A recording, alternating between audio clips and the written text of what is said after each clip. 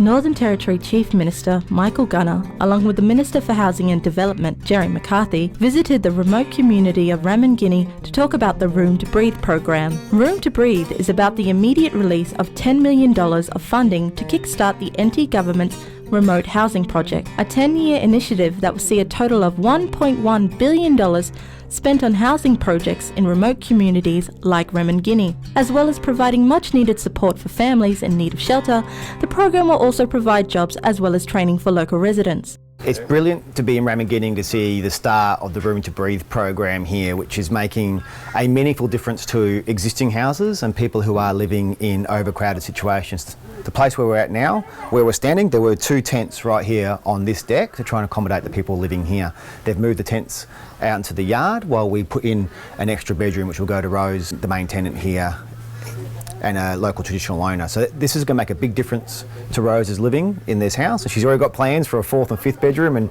how we might be able to do an outdoor kitchen or expand the deck out here to 2 new pods out there. So she's already planning ahead for stages 2, 3 and 4 of the Room to Breathe program. So the Chief Minister brought forward $10 million in terms of Room to Breathe, which is one part of the policy, and that was to start that really important conversation with regional and remote communities. It was about engaging Indigenous business enterprises and to show them very clearly that government means business, and also to show and bring the stakeholders to the table to start to engage with a big, bold new policy. So we're here at Ramingining today, for instance, and we've seen work on the ground. It started, but it's early works. And in terms of the $1.1 billion program, we're a month in. So from here on in, it's about better conversations, it's about better consultation, local decisions, and now really starting to explore innovation around Indigenous remote housing. Rose and others have also put the case very strongly for the need for new houses, which is something we get all across the territory. How do we make the existing houses that we've got in community work for the people living in them, while at the same time building new houses? One of the best things about the Room to Breathe program is that you can roll out immediately and make a transformative change to community straight away, while we try and get on top of the issues of tenure, so clearance for TOs and local land councils to have a block to be built on, and then put the civils into that block, and then to put the new house onto it. Some of that's outside our control, so we're obviously in negotiations with land councils, TOs to get access to that land to be able to build the new houses. Here in Ramo, we've got 10 blocks that are serviced and have been committed already to the Naparia program. So they'll have 10 new houses this year under the end of this financial year, under the end of that Naparia program. What's really important though is we move into the next 10-year cycle, and hopefully the feds come to the table on this and they put money up, that we give locals control of what those houses are. Having conversations with Rose and other locals here in Ramo, they've got ideas about how they can do a family shared setup with pods essentially around a communal living area.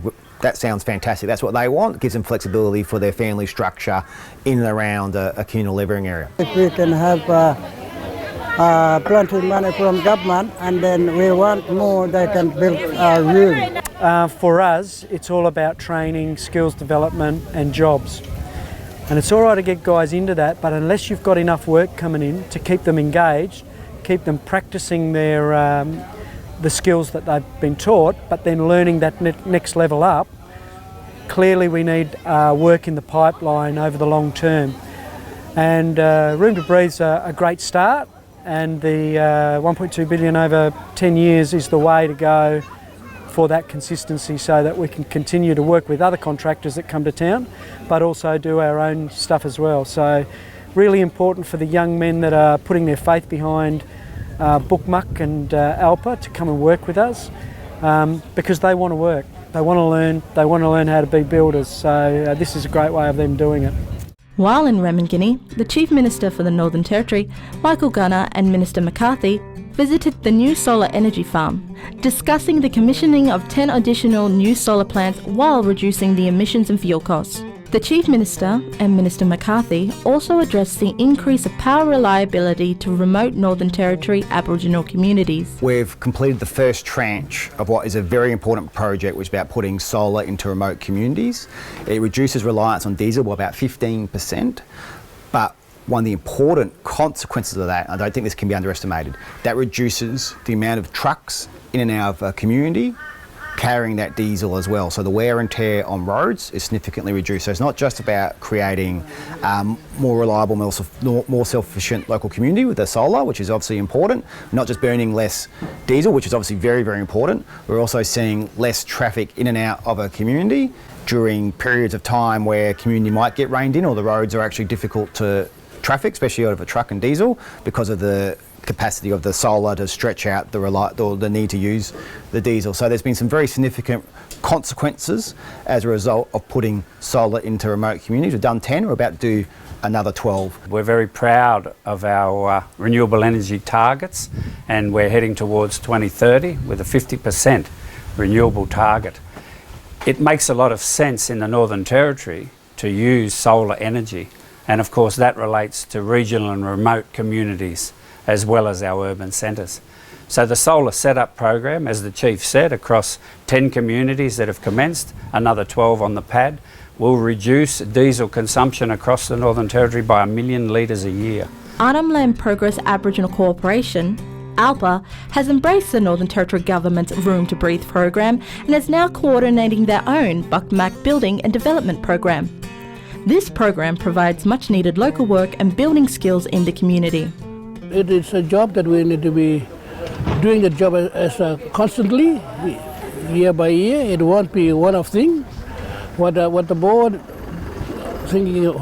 hope to see to get more young involved in the job and having this project to continue. We had a course training with the welding for 1 week, and then on the Monday, now we started welding all these metal steels. The Ramingining School also benefited from the Chief Minister's visit to the local community, with a special presentation being made to the school principal, Sue McAvoy. More than 70 new musical instruments were donated to the school by a musical instrument company based in Sydney. The Chief Minister is looking forward to his next visit to Ramingining to hear his favourite tune.